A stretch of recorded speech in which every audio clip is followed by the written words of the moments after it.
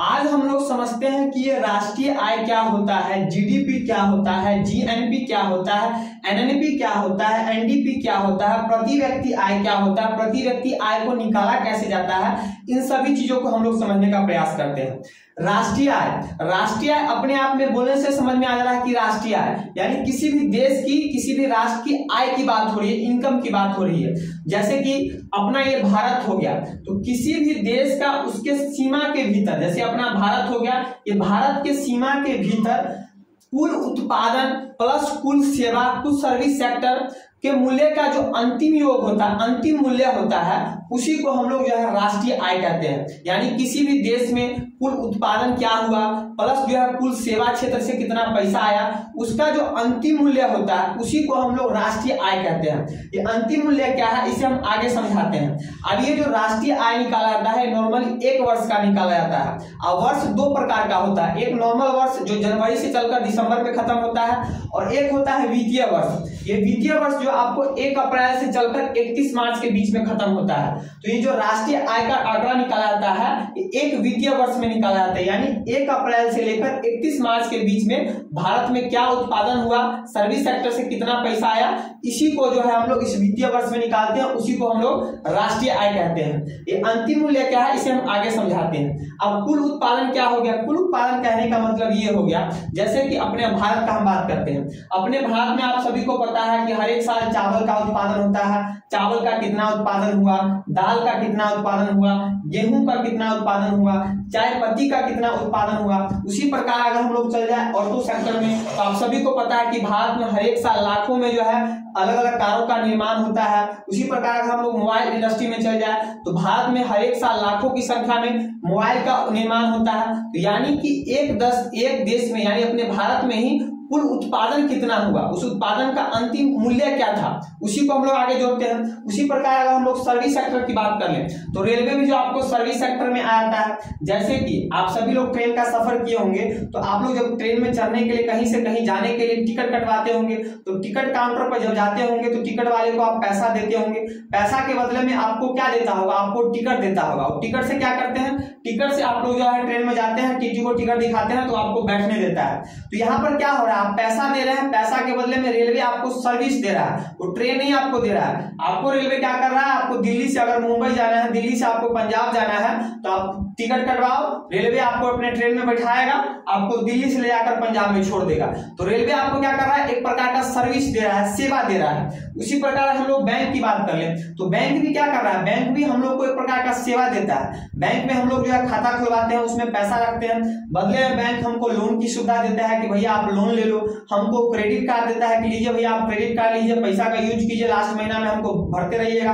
Debit card देता है कि लीजिए भैया डेबिट कार्ड लीजिए, अलग अलग एटीएम से पैसा निकालिए।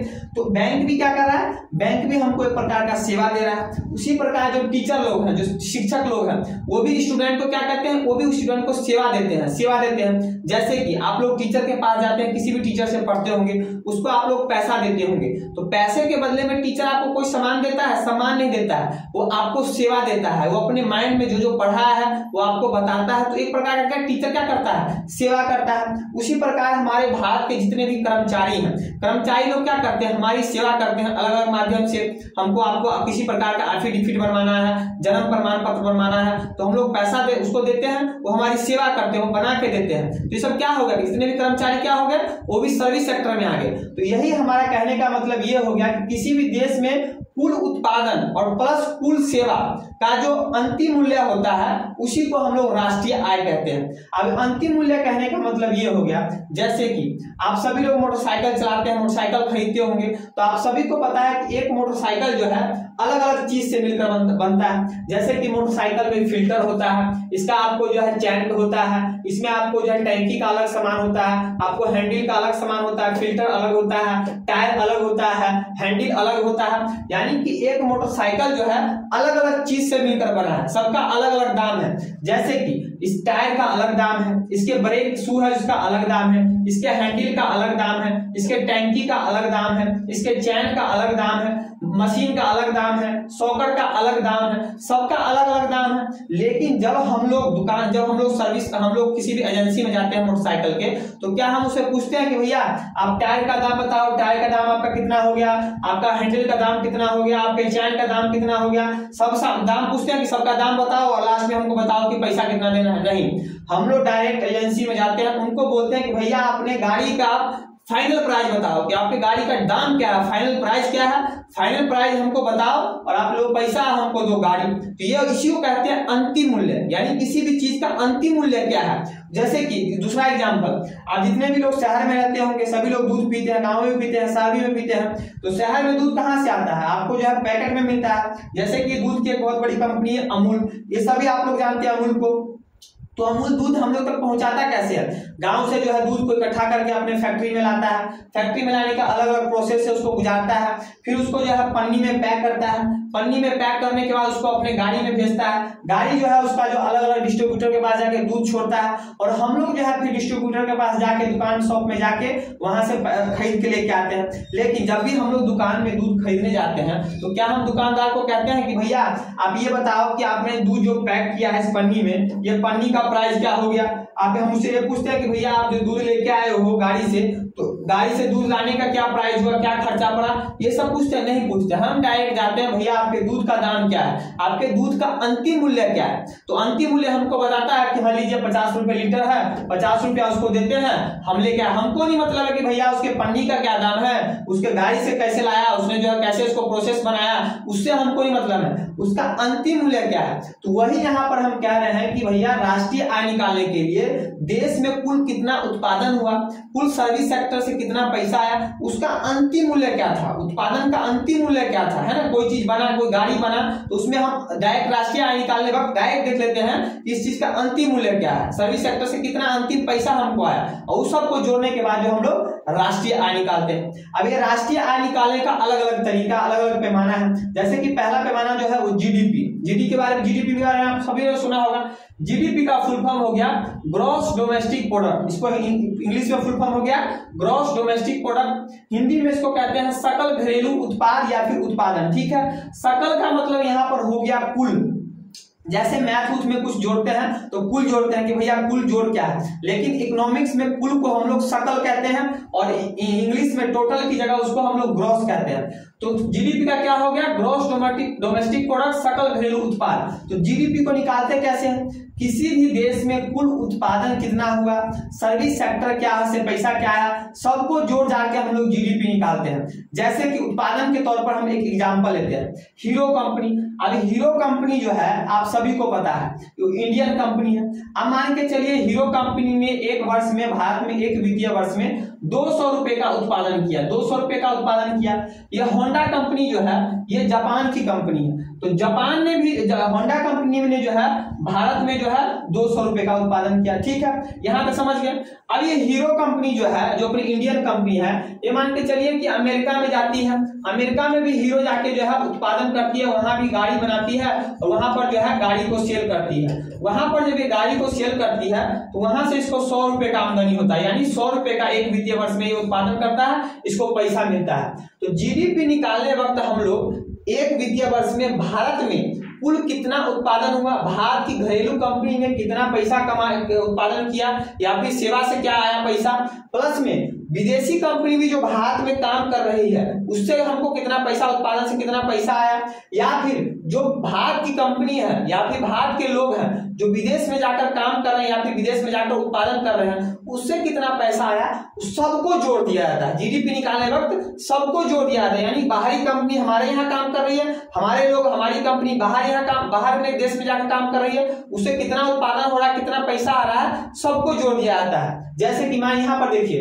अब हीरो ने 200 कमाया, होंडा ने 200 कमाया और हीरो ने अमेरिका में जाकर 100 कमाया। तो अब हमको जीडीपी निकालना है तो इस सबको हम जोड़ देंगे, तो इस सबको हम लोग जोड़ेंगे तो 200, 400, 500 यानी 500, यानी भारत की जो जीडीपी निकली कितनी निकली, 500 निकली। तो इसी को कहा जाता है जीडीपी। क्या कहा जाता है, जीडीपी ग्रॉस डोमेस्टिक प्रोडक्ट, ठीक है, ये जीडीपी समझ गए। लेकिन जीएनपी दूसरा हो गया जीएनपी, इसको आपको फुल फॉर्म हो गया ग्रॉस नेशनल प्रोडक्ट, इसको जो है हिंदी में कहते हैं सकल राष्ट्रीय उत्पादन। क्या कहते हैं?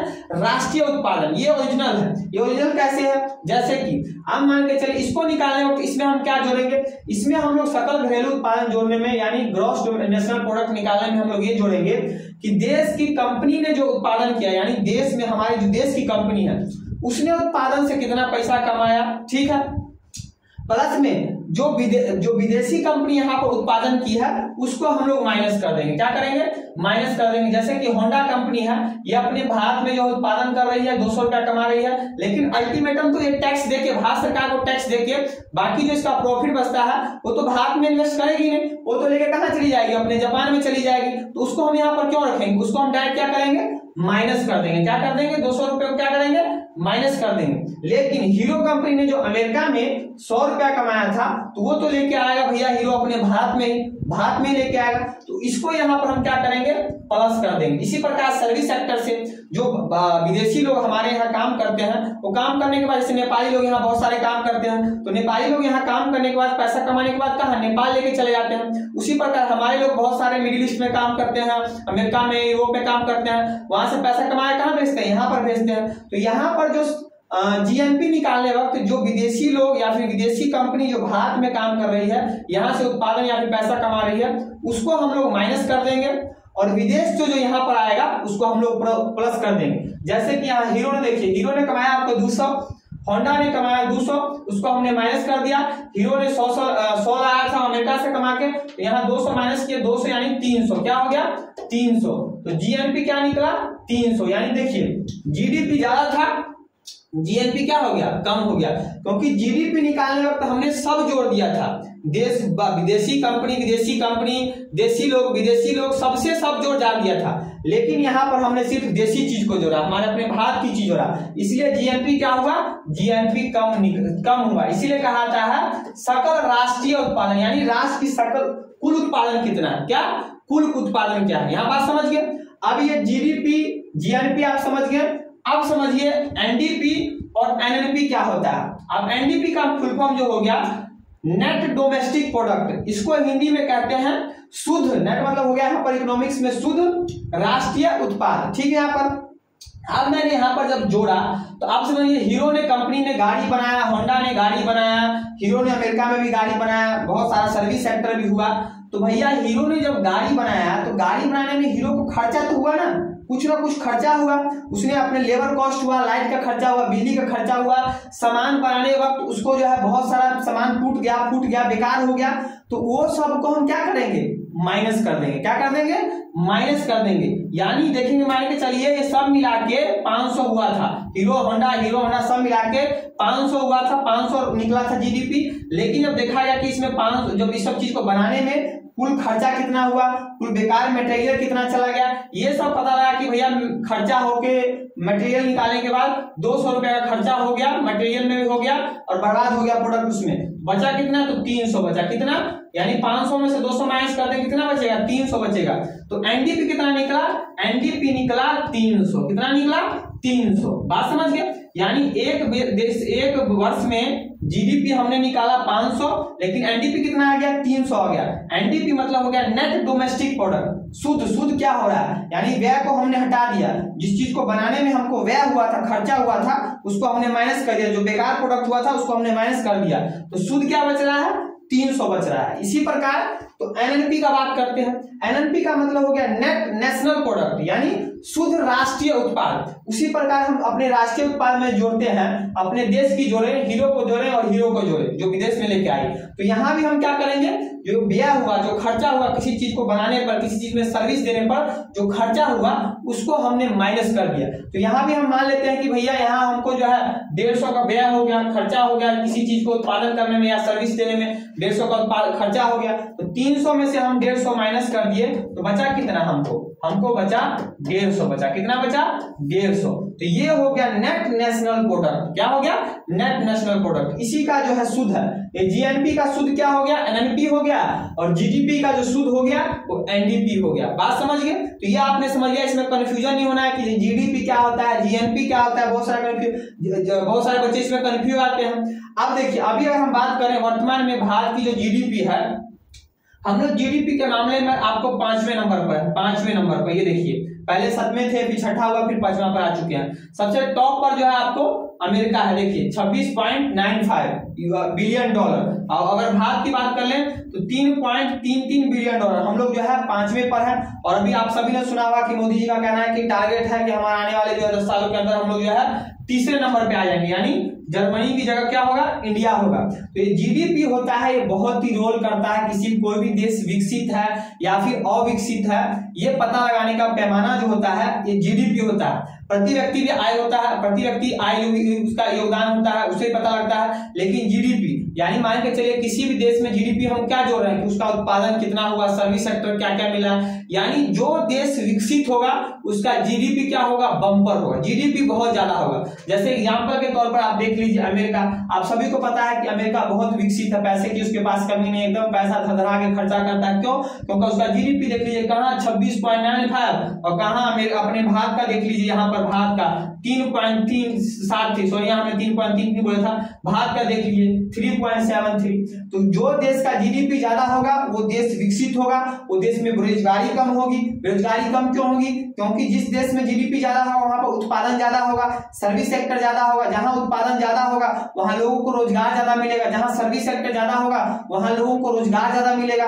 इसीलिए जो देश विकसित है, जो देश विकसित है उसका जीडीपी ज्यादा होगा, वहां बेरोजगारी कम होगी, वहां उत्पादन कम होगा। एग्जाम्पल के तौर पे आप देख सकते हैं, पड़ोसी में अपना पाकिस्तान अल्लाह पाकिस्तान को देख लीजिए कि उसका जीडीपी का है, पता नहीं कौन लिस्ट में जीडीपी पता कहाँ उड़ल है, उसका देख लीजिए कितना महंगाई है, कितना बेरोजगारी है। क्यों है? क्योंकि वहां पे उत्पादन कुछ नहीं हो रहा है, उत्पादन कुछ हो नहीं, सर्विस सेक्टर कुछ है नहीं, इसलिए वहां महंगा। इसलिए जीडीपी जो है हमेशा आगे होना चाहिए। अब हम आगे समझते हैं कि प्रति व्यक्ति आय क्या होता है। प्रति व्यक्ति आय कहने का मतलब नाम में छुपा हुआ, यानी प्रति व्यक्ति का आय कितना है। आप सभी लोग सोचते हो कि भारत के प्रति व्यक्ति आय कितना है, तो भैया आप सभी को पता है कि 140 करोड़ की आबादी भारत की, सबका लिख जाता है कि प्रति व्यक्ति आय इतना है। तो प्रति व्यक्ति आय निकालते कैसे है? अभी नॉर्मली का भारत का प्रति व्यक्ति आय 1,75,000 रुपया है, तो इसको निकाला कैसे बोल दिया? कोई तो गरीब है ना, कोई है कि मान के चलिए भारत में 50,000 कमा रहा है, कोई है भारत में 2 लाख कमा रहा है, कोई है भारत में 1 करोड़ का महीना भी कमा रहा है। लेकिन सबका तो हम डाटा बता नहीं सकते हैं कि पर्सनली कि एक कोई इतना कमा रहा है, कोई उतना कमा रहा है, इसलिए एक अनुमानित लगाया जाता है कि भारत के प्रति व्यक्ति का आय कितना है। तो इसका निकालने का एक ट्रिक है। इसका ट्रिक क्या है कि कुल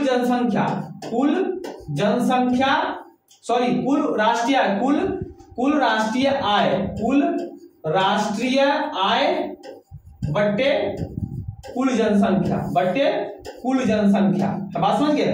प्रति व्यक्ति आय निकालने का यही फॉर्मूला है कि कुल राष्ट्रीय आय बट्टे कुल उत्पादन। हर एक साल निकलता है भारत की प्रति व्यक्ति आय किसी भी देश की। जैसे एग्जांपल के तौर पर हमको भारत का प्रति व्यक्ति आय निकालना है कि कितना है, तो हम छोटा रकम लेते हैं। जैसे कि मान के चलिए भारत का राष्ट्रीय आय जो है वो आपको 20 रुपया है। 20 रुपया कैलकुलेशन छोटा करने के लिए 20 रुपया लिए हैं। और भारत का जो है आपको क्या कहते हैं, कुल जनसंख्या जो है, कुल जनसंख्या हम मान लेते हैं कि 4 है। क्या है? कुल जनसंख्या हम मान लेते हैं 4 आदमी, 4 वो भारत की जनसंख्या है। इसको भागा दे दीजिए तो 5 चौके 20, क्या हो जाएगा? 5 चौके 20, यानी भारत की प्रति व्यक्ति आय कितना है? 5 रुपया। कितना रुपया है? 5 रुपया। लेकिन एक्चुअल में जो भारत की प्रति व्यक्ति आय है लगभग अभी 2023 में 1,75,000 रुपया है। 1,75,000 के लमसम भारत की प्रति व्यक्ति आय है। तो ये एक अनुमानित आय होती है। क्या होती है? अनुमानित आय होती है। तो जिस देश का जीडीपी ज्यादा होगा स्वाभाविक बात है कि उस देश का प्रति व्यक्ति आय भी ज्यादा होगा, उस देश का राष्ट्रीय आय भी ज्यादा होगा। क्योंकि जिस देश का राष्ट्रीय आय ज्यादा होगा वहां उद्योग ज्यादा होगा, वहां उत्पादन ज्यादा होगा। वहां उत्पादन अगर ज्यादा होगा तो वहां नौकरी ज्यादा मिलेगी, सर्विस सेक्टर ज्यादा होगा तो नौकरी ज्यादा मिलेगी, नौकरी ज्यादा मिलेगा, उत्पादन ज्यादा होगा तो वहां लोगों का जो है प्रति व्यक्ति आय भी ज्यादा होगा, उनको रोजगार मिलेगा। बात समझ गए? यहाँ पर भारत की प्रति व्यक्ति आय कितनी है? 1,75,000 रुपया है। तो आई होप, मैं आशा करता हूं कि आप लोग समझ गए होंगे कि राष्ट्रीय आय क्या होता है, अंतिम मूल्य क्या होता है, वित्तीय वर्ष क्या होता है, जीडीपी, जीएनपी, एनएनपी, एनडीपी, प्रति व्यक्ति आय क्या होता है। और आप लोग को ये क्लास अच्छा लगा हो तो प्लीज इस वीडियो को ज्यादा से ज्यादा अपने दोस्तों के साथ शेयर कीजिएगा। मेरे चैनल शुभम नारायण को सब्सक्राइब कीजिएगा। आज के लिए इतना ही, मिलते हैं नेक्स्ट वीडियो में नए टॉपिक के साथ, तब तक के लिए जय हिंद।